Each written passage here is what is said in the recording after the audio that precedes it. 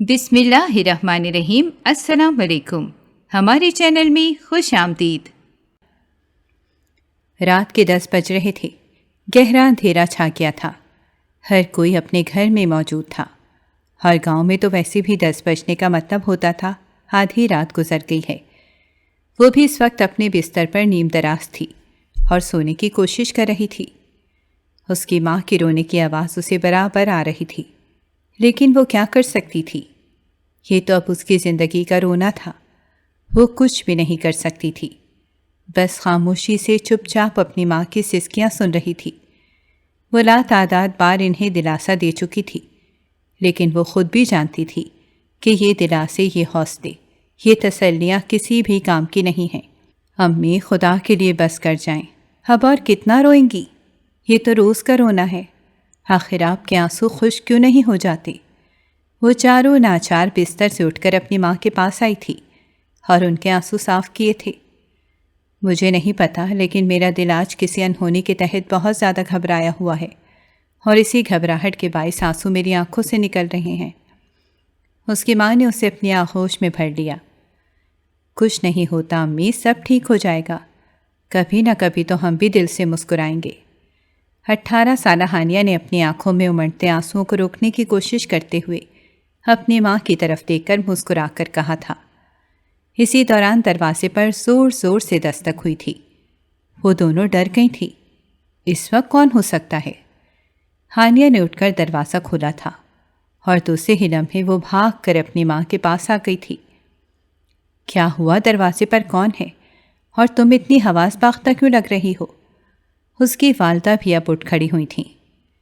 امی، ابا کے ساتھ اور بھی لوگ ہیں اور ابا نشے میں ہیں، ہانیہ نے ڈرتے ڈرتے اپنی ماں کو بتایا۔ تم یہیں رکو، میں دیکھتی ہوں۔ اس کی والدہ نے اسے وہیں ٹھہرنے کا کہا تھا۔ آپ اس وقت کیوں آئے ہیں اور یہ لوگ کون ہیں؟ ہانیہ کی والدہ زرینہ بیگم نے ہمت سے کام لیتے ہوئے نشے میں دھت اپنے شوہر کی طرف دیکھ کر بلند آواز میں پوچھا تھا۔ ہانیہ کو بلاؤ، اس کو یہ جوڑا پہناؤ، آج اس کا نکاح ہے۔ وہ نشے میں دھت تو ضرور تھی، لیکن ان کے حواس بالکل قابو میں تھی۔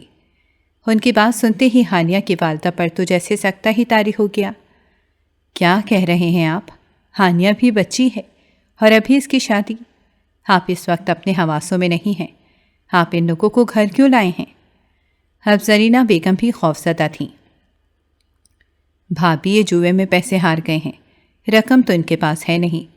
انہوں نے کہا ہے کہ وہ اپنی بیٹی میرے نکاح میں دیں گے۔ ان کے ساتھ آئے ان کے شوہر کی عمر کے مرد نے جب انہیں بھابھی کہہ کر ایک خطرناک خبر دی تھی تو ان کا دل چاہا تھا کہ وہ ان کا منہ نوچ دے۔ بے شرم، بے غیرت، بھابھی بھی کہہ رہے ہیں اور بھائی کی بیٹی سے شادی کرو گے؟ دفع ہو جاؤ یہاں سے، وہ تمہاری عمر کی بھی نہیں ہے، بہت چھوٹی ہے۔ زرینہ بیگم نے فوراً سے اپنی بیٹی کا دفاع کیا تھا۔ وہ سوچ بھی نہیں سکتی تھی کہ انہیں یہ دن بھی دیکھنا پڑے گا۔ زرینہ، بہت ہو گیا، جاؤ ہانیہ کو بلا کر لاؤ، ابھی اور اسی وقت اس کی شادی ہوگی، سمجھ گئی تم؟ انہوں نے آگے بڑھ کر زرینہ بیگم کو کندھوں سے تھام کر اندر کی طرف دھکیلا تھا۔ اماں، یہ لوگ کیا کہہ رہے ہیں؟ ابا کیوں ایسا کر رہے ہیں؟ میں نے کیا کیا اماں؟ مجھے بچا لیں اماں۔ ہانیہ اپنی ماں سے چمٹ گئی تھی۔ وہ ان کی گفتگو سن چکی تھی۔ وہ 18 سال کی تھی اور اچھی طرح سمجھتی تھی کہ نکاح کا مطلب کیا ہوتا ہے۔ کچھ نہیں ہوگا، چل ہم یہاں سے بھاگ جاتے ہیں۔ یہ کب تک ہمیں ڈھونڈے گا؟ نہیں ڈھونڈ پائے گا، پھر چاہے جیے یا مرے، مجھے اس سے کوئی تعلق نہیں رکھنا۔ زرینہ بیگم نے ہانیہ کا ہاتھ پکڑا تھا اور کمرے کی کھڑکی سے باہر نکلنے کا سوچ رہے تھے، لیکن ان کے شوہر افتخار نے ان کی ساری باتیں سن لی تھیں۔ کوئی کہیں نہیں جائے گا، اور زرینہ، آج اگر تم نے کچھ بھی کیا تو اپنی جان سے جاؤ گی، سمجھ آئی تمہیں؟ فوراً ہانیہ کو تیار کرو اور اسے باہر بھیجو، نکاح خواہ آ گیا ہے، دیر نہیں ہونی چاہیے، ورنہ وہ مجھے جیل میں ڈلوا دے گا۔ افتخار صاحب کو اپنی بیٹی کے جذبات، احساسات کا کوئی خیال نہیں تھا۔ ابا، خدا کے لیے مجھ پر یہ ظلم نہ کرو۔ ابا، وہ نہ جانے کیسا شخص ہوگا، وہ عمر میں آپ کے برابر ہے، میں کیسے کسی ایسے انسان سے شادی کر سکتی ہوں؟ خدا کے لیے ابا مجھے معاف کر دیں، لیکن مجھ پر یہ ستم نہ کریں۔ ہانیہ تو اپنے والد صاحب کے قدموں میں گر گئی تھی۔ کھڑی ہو، اٹھ چل، اپنے ابا کی بات کا مان رکھے گی تو سکھی رہے گی۔ یہ کہتے ہی انہوں نے ہانیہ کو دونوں ہاتھوں سے اٹھا کر اندر کی طرف دھکیلا تھا، ساتھ ہی ساتھ نکاح کا جوڑا بھی اسے دے دیا تھا۔ وہ پوری تیاری کے ساتھ آئے تھے۔ اب ہانیہ کو قسمت کے آگے سر جھکانے کے سوا کوئی چارہ نہیں تھا۔ شور کی آواز سے اس کی پڑوس میں اس کی سہیلی غزل بھی اٹھ گئی تھی، اور جتنی گفتگو وہ سن سکی تھی اس نے سن لی تھی۔ اسے ہانیہ پر بے حد رحم آ رہا تھا۔ وہ چاہ رہی تھی کہ وہ ہانیہ کے لیے کچھ کرے۔ فوراً سے چھت پھیلانگ کر اس کے کمرے میں آئی تھی۔ ہانیہ زاروں قطار رو رہی تھی۔ اس نے روتے ہوئے غزل کو ساری حقیقت کہہ سنائی تھی۔ غزل، میرے باپ نے تو مجھے پیسوں کی خاطر 2 کوڑی کا کر کے رکھ دیا۔ پیسوں کی خاطر اب میرا نکاح ایسے شخص کے ساتھ کر رہا ہے جو انہی کی عمر کا ہے۔ ہانیہ کے رونے سے غزل کے دل میں درد سا اٹھا تھا۔ تو فکر نہ کر، سب ٹھیک ہو جائے گا، میں بھی کچھ کرتی ہوں۔ یہ کہتے ہی وہ اسے چھوڑ کر بھاگتے ہوئے وہاں سے روانہ ہو گئی تھی۔ لیکن ہانیہ جان گئی تھی کہ اب کچھ بھی نہیں بدل سکتا، سب برباد ہو چکا ہے۔ وہ اپنے دل پر پتھر رکھ کر تیار ہو گئی تھی۔ زرینہ بیگم بھی رو رہی تھیں، لیکن وہ بھی کچھ نہیں کر سکتی تھیں۔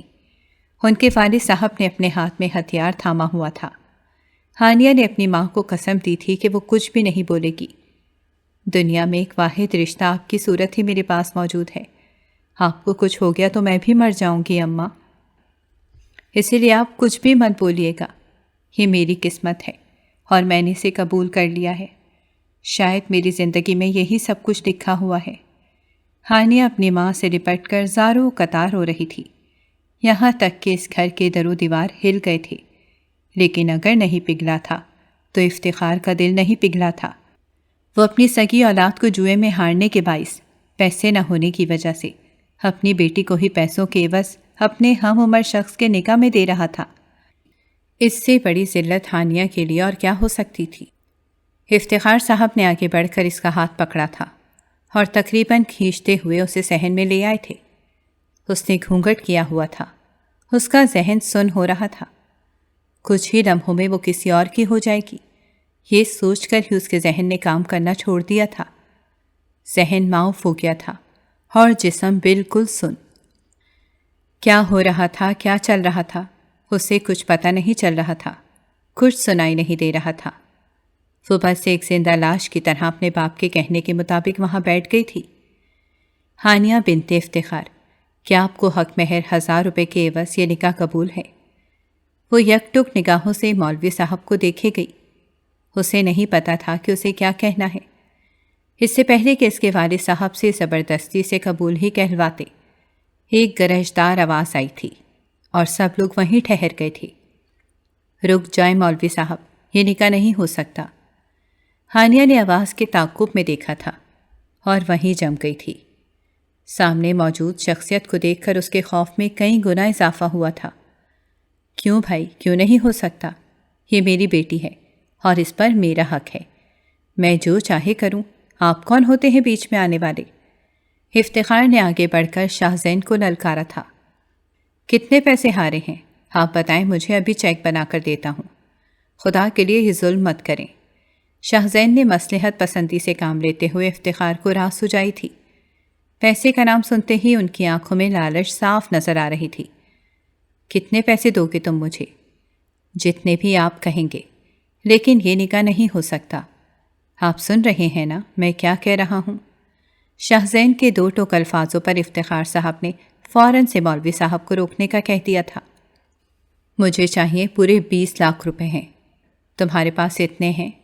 صرف اسے ہی ادا نہیں کروں گا بلکہ اور بھی بہت سے قرضے ہیں، انہیں بھی نمٹاؤں گا۔ افتخار کے لالچ اس کی زبان میں بول رہی تھی۔ ٹھیک ہے، یہ لیجئے خالی چیک ہے، جتنی رقم آپ کو چاہیے میں دینے کے لیے تیار ہوں، لیکن سب سے پہلے ان لوگوں کو یہاں سے چلتا کیجیے۔ شاہ زین کی بات سنتے ہی افتخار نے ان لوگوں کو جانے کا اشارہ کیا تھا۔ سب لوگ جاؤ یہاں سے، تمہارا قرضہ تمہیں مل جائے گا۔ ان کے جاتے ہی ہانیہ نے ایک گہری سانس لی تھی، لیکن وہ نہیں جانتی تھی کہ اگلے ہی لمحے وہ ایک بار پھر سے ایک بڑی آزمائش سے گزاری جانے والی ہے۔ ویسے تم کیوں ہانیہ کو بچانا چاہ رہے ہو؟ کیا تم اس سے نکاح کرنا چاہتے ہو؟ افتخار شاہ زین کی اس حرکت کو نہ جانے کیا نام دینے کی کوشش کی تھی۔ میں نے انسانیت کے ناطے ایک لڑکی کو اپنے باپ کی عمر کے شخص سے شادی کرنے سے بچایا ہے، اس کے علاوہ میرا کوئی اور ارادہ نہیں تھا۔ یہ کہہ کر وہ جانے ہی لگا تھا، لیکن پھر کچھ سوچ کر رک گیا۔ میں آپ کو ایک بات کہنا چاہتا ہوں، میں ہانیہ سے نکاح کرنا چاہتا ہوں۔ ہانیہ جب اٹھ کر چھوٹے چھوٹے قدم اٹھاتی اندر جانے لگی تھی، ایک دم سے ٹھہر سی گئی تھی۔ اسے لگا تھا کہ اس کے پیروں تلے سے زمین نکل گئی ہے۔ تم سے؟ واہ، ہماری تو قسمت ہی کھل گئی۔ افتخار نے شاہ زین کے کہنے پر 1 منٹ کی بھی دیر نہ لگائی تھی اور دوبارہ سے ہانیہ کو بازو سے پکڑ کر صحن میں رکھی کرسی پر بٹھا دیا تھا۔ مجھے یہ شادی نہیں کرنی، میں شادی کرنا ہی نہیں چاہتی۔ آپ ہوتے کون ہیں میرے بارے میں یہ فیصلہ لینے والے؟ ہانیہ نے اپنی آواز بلند کی تھی، لیکن شاہ زین تو اس کی طرف جیسے متوجہ ہی نہیں تھا۔ ابا، مجھے شادی نہیں کرنی، آپ کیوں مجھ سے زبردستی کر رہے ہیں؟ پہلے وہ شخص جو عمر میں آپ کے برابر تھا، اور اب یہ شخص، آخر آپ دونوں ہوتے کون ہیں میری زندگی کا فیصلہ لینے والے؟ وہ وہاں سے اٹھ کر جانا چاہتی تھی، لیکن افتخار نے کندھوں پر دباؤ ڈال کر ہانیہ کو وہاں بیٹھے رہنے پر مجبور کیا تھا۔ ہانیہ، اپنی قسمت کو قبول کر لو، یہ ان سے لاکھ درجے بہتر ہے۔ سرینا بیگم نے آگے بڑھ کر اس کے کان میں سرگوشی کی تھی۔ اماں، آپ یہ کیا کہہ رہی ہیں؟ مجھے نہیں کرنی شادی، خدا کے لیے مجھے معاف کر دیں، مجھے چھوڑ دیں، ورنہ میں اپنی زندگی ختم کر لوں گی۔ وہ ان تینوں کے سامنے ہاتھ جوڑ رہی تھی، بلک رہی تھی، رو رہی تھی، لیکن کسی نے اس کی نہ سنی تھی، یہاں تک کہ مولوی صاحب نے دوبارہ ایجاب و قبول کے لیے ہانیہ سے اجازت لینی شروع کر دی تھی۔ ہانیہ، افتخار، کیا آپ کو حق مہر 10 لاکھ روپے شاہ زین سے نکاح قبول ہے؟ ہانیہ نے روتی ہوئی آنکھوں سے سر اٹھا کر اپنی والدہ کی طرف دیکھا تھا۔ انہوں نے اسے آنکھ کے اشارے سے تسلی دی تھی۔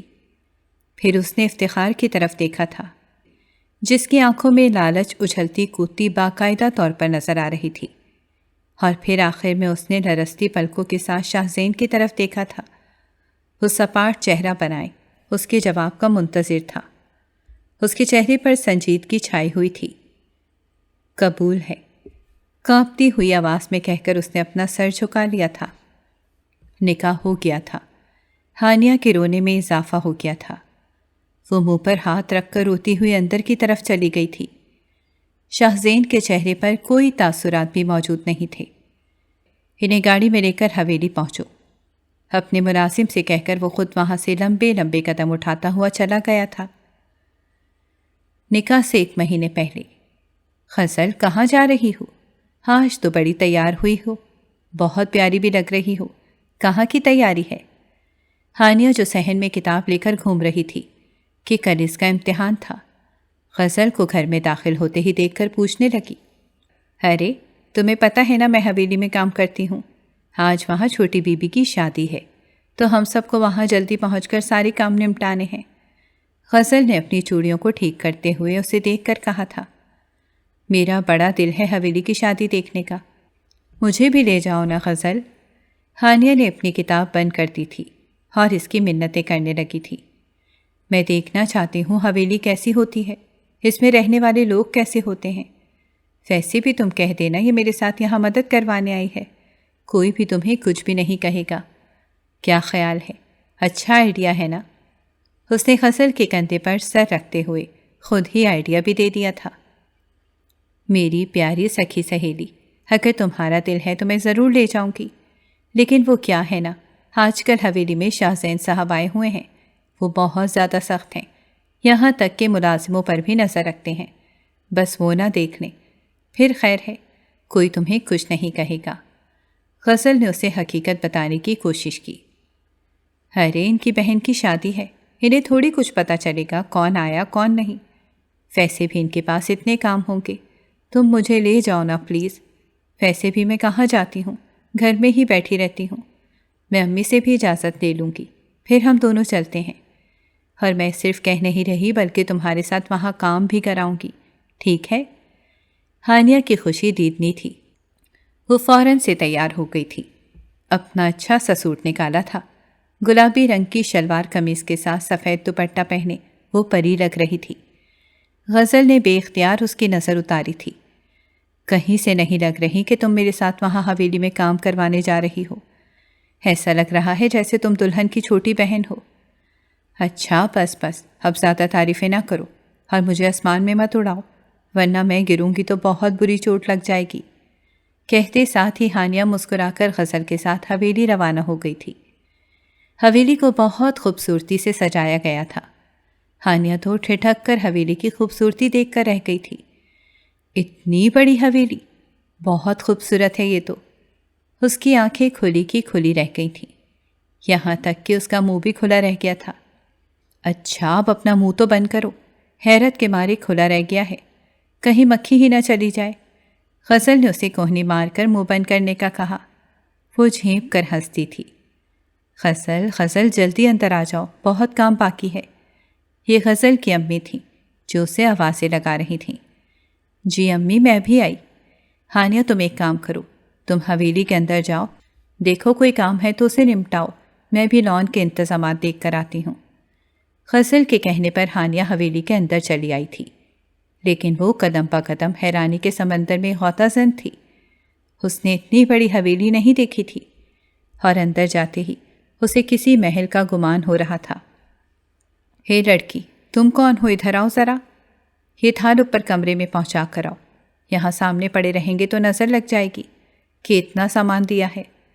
ہانیہ کو اندر آتے دیکھ کر نفیس سی عورت جو سامنے کرسی پر براجمان تھی، اسے اپنے پاس بلا کر فوراً سے کام کا کہہ دیا تھا۔ پہلے تو وہ جھجکی، لیکن پھر آگے بڑھ کر اس نے تھال اٹھایا۔ تھال بھاری تھا، اس نے ہمت کی اور تھال اٹھا کر آہستہ آہستہ سیڑھیاں چڑھنے لگی۔ اسی دوران سیڑھیوں سے شاہزین اپنی آستین کے کف موڑتے ہوئے بے دہانی میں اتر رہا تھا۔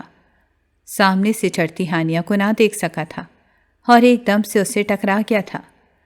ہانیہ کا توازن بگڑ گیا تھا، تھال تو اس کے ہاتھ سے چھوٹ کر گر گیا تھا اور اس نے فوراً سے سہارا لینا چاہا تھا، لیکن اگلے ہی لمحے سیڑھیوں سے لڑک کر گرتے ہوئے زمین پر دھڑام سے آئی تھی۔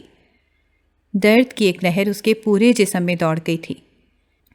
شاہزین نے جب اسے گرتے ہوئے دیکھا تھا تو فوراً سے آگے بڑھ کر اس کے پاس آیا تھا۔ آپ ٹھیک ہے نا؟ وہ گھٹنوں کے بل بیٹھے اس سے پوچھ رہا تھا، اور ہانیہ اپنی چھلی ہوئی کوہنی کو دیکھ رہی تھی جس سے ہلکا سا خون بہہ رہا تھا، ساتھ ہی ساتھ اس کی ٹانگوں میں بھی کافی درد ہو رہا تھا۔ کم از کم بندہ سہارا ہی دے دیتا ہے، کوئی فلمی سین تو چل نہیں رہا تھا کہ میں آپ سے چپک جاتی، اتنا زور سے لگا ہے مجھے، اوپر سے کہہ رہے ہیں کہ میں ٹھیک ہوں یا؟ یہ بھری بیٹھی تھی، اس کے اس طرح پوچھنے پر پھٹ پڑی تھی۔ واٹ؟ کیا کہہ رہی ہیں آپ؟ شاہزین تو اس کے لہجے پر حیران ہی تھا۔ ہاں تو اور کیا، دیکھ کر تو چلا جاتا نہیں ہے آپ سے، تھال ہی لے لیتے ہاتھ میں تو میں بچ جاتی، لیکن نہیں۔ وہ جھک کر اب اپنے پاؤں دبانے کی کوشش کر رہی تھی، درد کی ٹیسیں اٹھ رہی تھیں۔ تو کون بولتا ہے اپنے کس سے بڑا تھال اٹھا کر اوپر پہنچانے کا؟ شاہزین کا غصہ بھی ابل پڑا تھا، آج تک کسی نے اس سے اس طرح بات نہیں کی تھی۔ میں نے اپنی مرضی سے نہیں اٹھایا تھا، مجھے کہا گیا تھا، وہ روٹھی ہوئی لڑکی کی مانند دو بدو جواب دے رہی تھی۔ کون ہے یہ لڑکی؟ انتہائی بدتمیز، منہ پھٹ اور بد تہذیب۔ شاہزیب فوراً سے اٹھ کھڑا ہوا اور زور زور سے کہنے لگا۔ اسی دوران غزل بھی وہاں آ گئی تھی۔ اس نے جب یہ منظر دیکھا تو اپنا سر پکڑ لیا تھا، اب اس کی بھی خیر نہیں تھی۔ ہانیہ یہ شاہزین ہے، چھوٹے صاحب تم نے کیا کر دیا؟ اف خدایا! اس نے ہانیہ کو فوراً سے سہارا دے کر کھڑا کیا تھا اور اس کے کان میں سرگوشی کی تھی۔ ہاں تو چھوٹے صاحب ہوں گے اپنی حویلی کے، بندہ آنکھیں کھول کر ہی چلتا ہے۔ وہ اب بھی باز نہیں آ رہی تھی۔ یہ کون ہے غزل؟ میں نے اس سے پہلے سے یہاں نہیں دیکھا ہے۔ شاہزین نے سینے پر بازو لپیٹ کر غزل کو کڑی نظروں سے دیکھتے ہوئے کہا تھا۔ جی میں ہی سے لائی تھی، یہ ابھی ہی سے رکھا ہے۔ معاف کیجیے گا شاہ صاحب، مجھ سے غلطی ہو گئی۔ اس نے فوراً سے سر جھکا لیا تھا اور اب ہانیہ کو تقریباً گھسیٹتے ہوئے وہاں سے لے جانے کی کوشش کر رہی تھی، لیکن ہانیہ بھی کہاں باز رہنے والی تھی۔ وہ مڑ مڑ کر شاہزین کو برے برے منہ بنا کر دیکھ رہی تھی۔ عجیب احمق لڑکی ہے، اپنے سے بڑے کام کرتی ہے اور پھر مجھ پر ہی چلاتی ہے۔ شاہزین نے ایک نظر پلٹ کر گرے ہوئے تھال کو دیکھا تھا جس سے پھل نکل کر حویلی کے ہال میں بکھر گئے تھے۔ صدیق جلدی آؤ، صاف کرو یہ سب، ابھی مہمان آتے ہی ہوں گے۔ اس نے اپنے ملازم کو آواز لگائی تھی اور فوراً سے حکم دیا تھا، اور پھر سر جھٹک کر حویلی سے باہر چلا گیا تھا کہ ابھی اسے اور بھی بہت سے انتظامات دیکھنے تھے۔ کیا ہو گیا ہے ہانیہ تمہیں؟ تم تو میری نوکری بھی خطرے میں ڈال رہی ہو۔ شاہ زین صاحب سے کیوں الجھ رہی تھی؟ غزل اسے ہاتھ سے پکڑ کر باہر لے آئی تھی اور پھر اسے بری طرح ڈانٹا تھا۔ اچھا، اور تمہارے شاہ زین صاحب نے جو میری ہڈی پسلی توڑ دی ہے اس کا کیا؟ اور میں جو سارے زمانے بھر کے لیے معذور ہو جاتی، اس کا کیا؟ ہاں بتاؤ غزل تم مجھے۔ ہانیہ کا غصہ کم ہونے کا نام نہیں لے رہا تھا۔ تمہیں دیکھ کر چلنا چاہیے تھا۔ غزل نے اس کے پاؤں پر سوجن دیکھ لی تھی۔ اسے واقعی میں بری چوٹ لگی تھی۔ میں کیسے دیکھ کر چلتی؟ میرے آگے اتنا بڑا تھال تھا، مجھے کچھ نظر ہی نہیں آ رہا تھا۔ ایک تو میں جیسے ہی حویلی میں گئی تو نہ جانے وہ کون سی بوڑھی عورت تھی کرسی پر بیٹھی ہوئی تھی، مجھے دیکھتے ہی انہیں کام یاد آ گیا۔ ہانیہ کا خواب چکنا چور ہو گیا تھا، اسی لیے وہ بڑبڑا رہی تھی۔ اب ایک کام کرو، تم گھر جاؤ، ویسے بھی اگر شاہ زین صاحب تمہیں یہاں دیکھ لیں گے تو انہیں اور زیادہ غصہ آ جائے گا۔ تم حویلی دیکھنے آئی تھیں لیکن زخمی ہو کر جا رہی ہو۔ غزل نے اسے سہارا دے کر کھڑا کیا تھا اور حویلی سے باہر جانے لگی تھی۔ بھاڑ میں جاؤ تم اور تمہارے شاہ زین صاحب، جوتی پر رکھتی ہوں ان کے غصے کو میں۔ لنگڑا لنگڑا کر چلتی ہوئی وہ بڑبڑا رہی تھی، اور اس کی بڑبڑاہٹ لان کے پاس بنی کرسیوں پر بیٹھے شاہ زین کے کانوں میں واضح طور پر پڑی تھی۔ اس نے پلٹ کر اس کو دیکھا تھا، اور نہ چاہتے ہوئے بھی ایک خوبصورت سی مسکراہٹ اس کے ہونٹوں کی زینت بن گئی تھی۔ کیا ہی افلاطون لڑکی ہے اف خدایا! اس نے مسکراتے ہوئے اپنا موبائل اٹھایا تھا اور اس پر مصروف ہو گیا تھا۔ ہانیہ افتخار اپنے والدین کی اکلوتی بیٹی تھی، لیکن اس نے کبھی بھی اکلوتے ہونے کا سکھ نہیں دیکھا تھا۔ اس کے والد صاحب نے اپنی بیگم زرینہ بیگم کو بھی کبھی زندگی میں سکھ نہیں دیا تھا۔ وہ نشے کی عادت میں شروع سے مبتلا تھے۔ ان کی ساس نے ان سے یہ بات چھپائی تھی، اور یوں ایک نشئی سے ان کی شادی ہو گئی تھی۔ شادی کی پہلی رات ہی انہیں پتہ چل گیا تھا کہ ان کے شوہر ہر قسم کا نشہ کرتے ہیں، بلکہ جوئے جیسی خطرناک بیماری میں بھی مبتلا ہیں۔ زرینہ بیگم کی ساری زندگی افتخار کو نشے میں دیکھتے، مار کھاتے، گالیاں بکتے گزر گئی تھی۔ وہ اولاد پیدا نہیں کرنا چاہتی تھیں، لیکن ہانیہ ان کے گھر پیدا ہو گئی تھی، اور اس کے بعد سے انہیں ہانی کی ہی فکر لگی رہتی تھی۔ وہ گھروں کے کام کرتی تھیں اور اپنے بچے کا پیٹ پالتی تھیں، یہاں تک کہ افتخار اپنے نشے کے لیے بھی انہی سے پیسے لیا کرتا تھا۔ ہانیہ بڑی ہو رہی تھی، اور جیسے جیسے وہ بڑی ہو رہی تھی، زرینہ بیگم کی فکریں بھی بلند ہو رہی تھیں۔ وہ اپنی جوان بیٹی کو دیکھ کر انہیں طرح طرح کے وسوسے اور برے خیالات آتے تھے۔ کئی بار تو افتخار انہیں طلاق کی دھمکی بھی دے چکے تھے، لیکن اس عمر میں وہ طلاق لے کر کیا کرتی؟ اب تو ان کی جوان بیٹی کا ساتھ بھی تھا، وہ مجبور ہو کر ان کے ساتھ نباہ کر رہی تھیں۔ ہانیہ شروع سے سمجھدار بچی تھی۔ اس نے والد صاحب کو جب سے ہوش سنبھالا تھا اسی طرح اپنی ماں سے بدسلوکی کرتے ہوئے دیکھا تھا۔ اس کے دل میں اپنی ماں کے لیے بہت زیادہ محبت تھی، اور کبھی کبھار جب افتخار نشے میں دھت ہوتے اور زرینہ بیگم پر ہاتھ اٹھاتے تھے تو وہ اکثر ان کے درمیان آ جاتی، انہیں روکتی اور جواباً خود بھی مار کھاتی۔ اس کا بچپن، اس کی جوانی بالکل بھی خوشگوار نہیں تھی، اور اب تو اس نے ان تمام چیزوں سے سمجھوتا کر لیا تھا۔ زرینہ بیگم کے وسوسے اور وہم سچ ثابت ہو گئے تھے، اور افتخار نے جوئے میں ہار جانی رقم کے عوض اپنی بیٹی کو اپنے ہی عمر کے ایک شخص سے بیانے کا سوچا ہوا تھا۔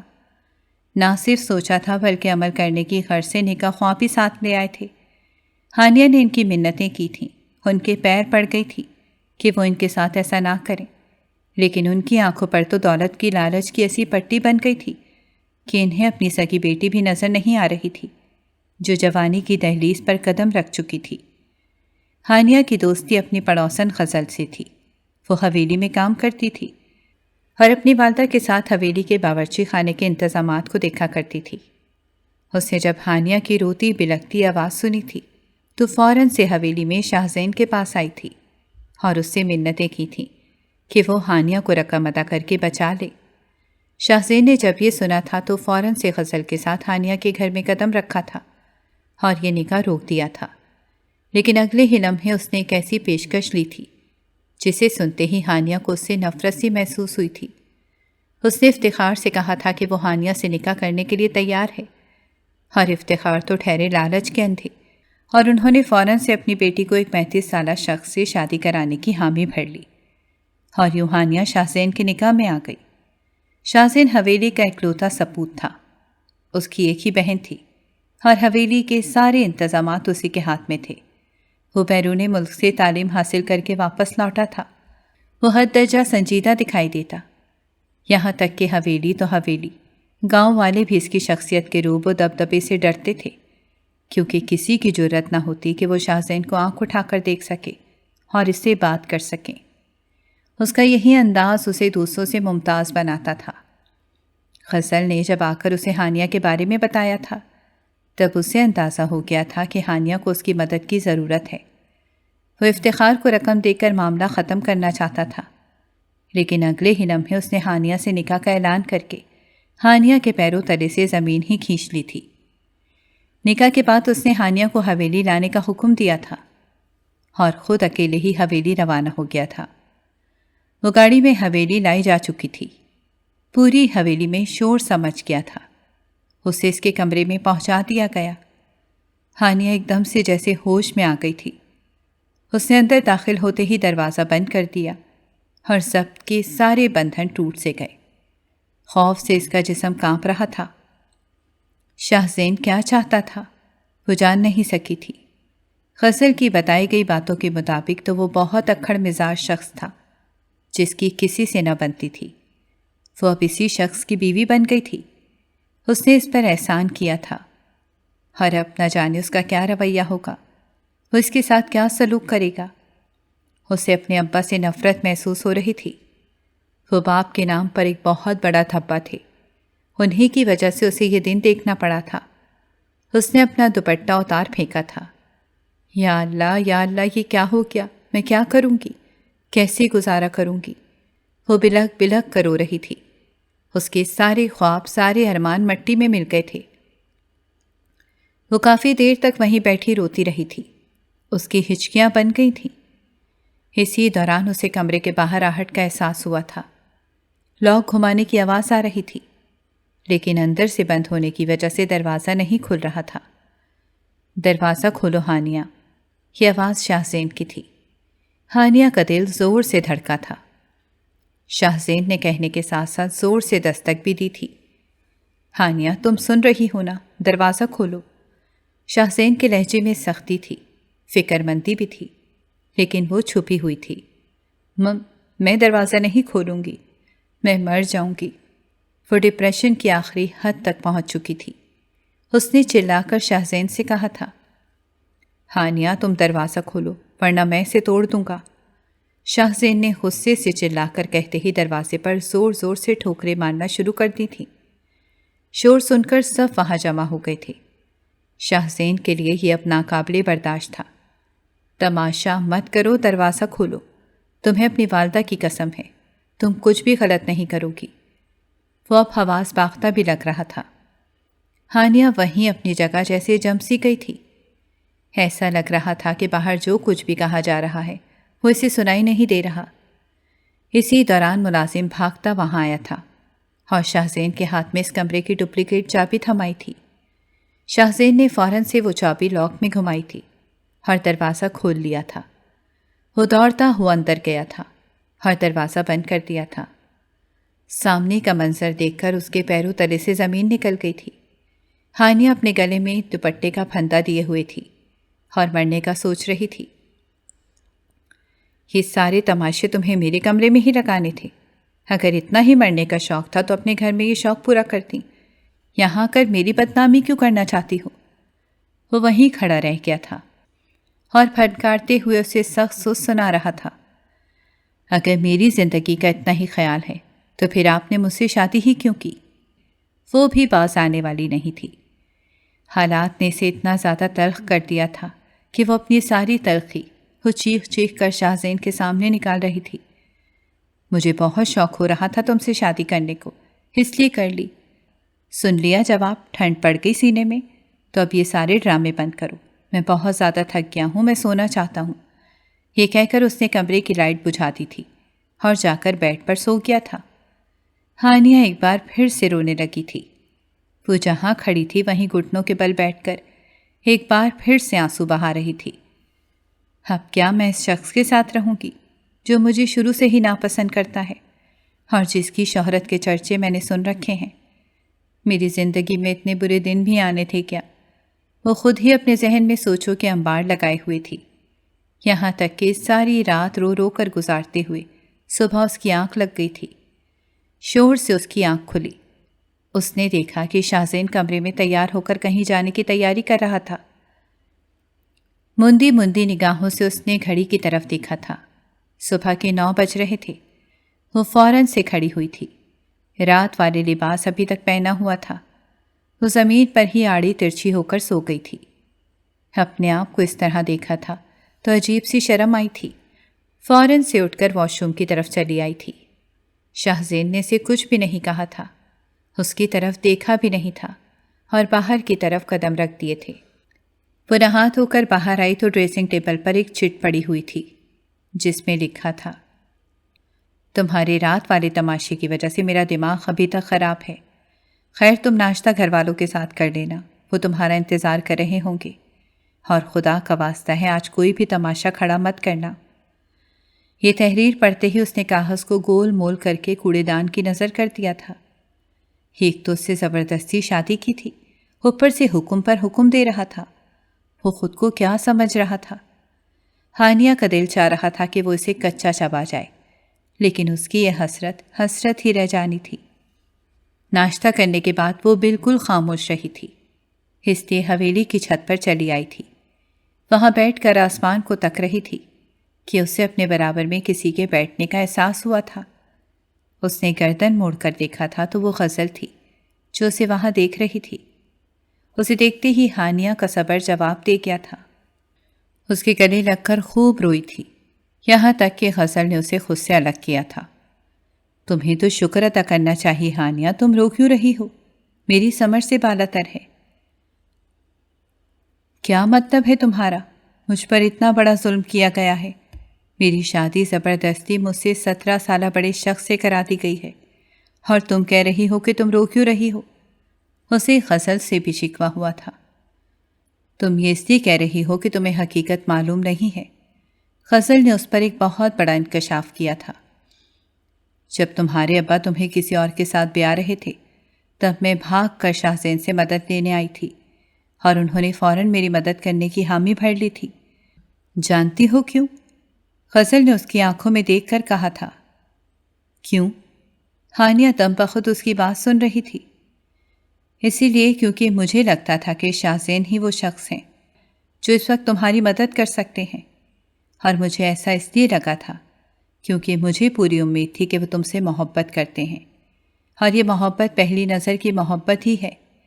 یاد کرو وہ دن جب تم پہلی بار حویلی میں آئی تھی اور تمہارا ٹکراؤ شاہزین سے ہوا تھا۔ ہانیہ کے تو آسان ہی خطا ہو گئے تھے۔ غزل سب کیا کہہ رہی تھی؟ اس دن کے بعد سے شاہزین اکثر مجھ سے تمہارا پوچھا کرتے، کبھی تمہاری عادتیں، کبھی تمہاری خواب، کبھی تمہاری حسرتیں، یہاں تک کہ میں نے انہیں تمہارے ابا کے بارے میں سب کچھ بتا دیا تھا، اور انہیں یہ سنتے ہی بہت زیادہ دکھ ہوا تھا۔ میں ان سے کہنا چاہتی تھی کہ آپ ہانیہ کو پسند کرتے ہیں، لیکن میں کبھی ہمت نہیں کر پائی تھی۔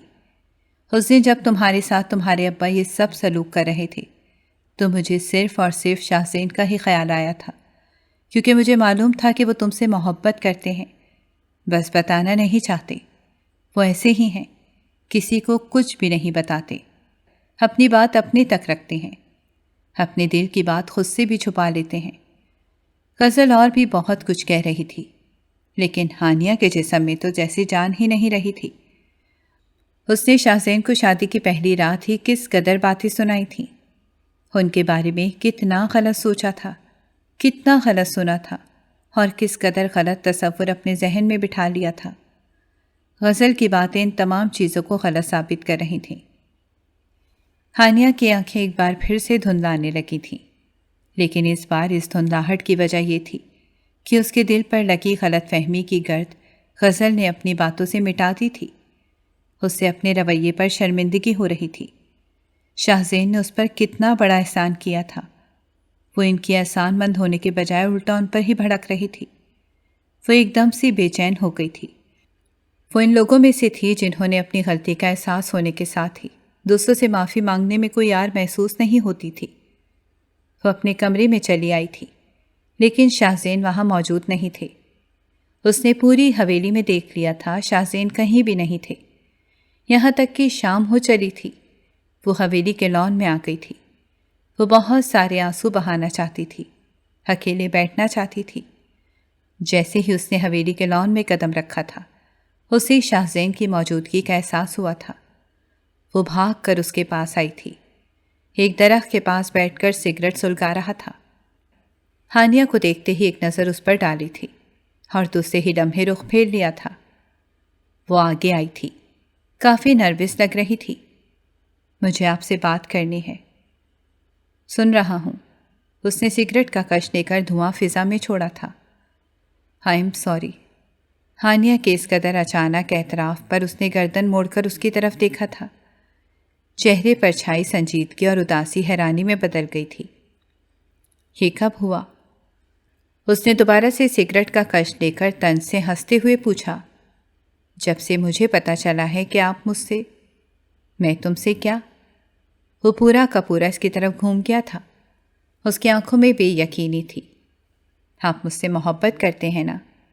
کہتے ساتھ ہی ہانیہ نے سر جھکا لیا تھا۔ آنسو اس کی آنکھوں سے پھر سے بہنے لگے تھے۔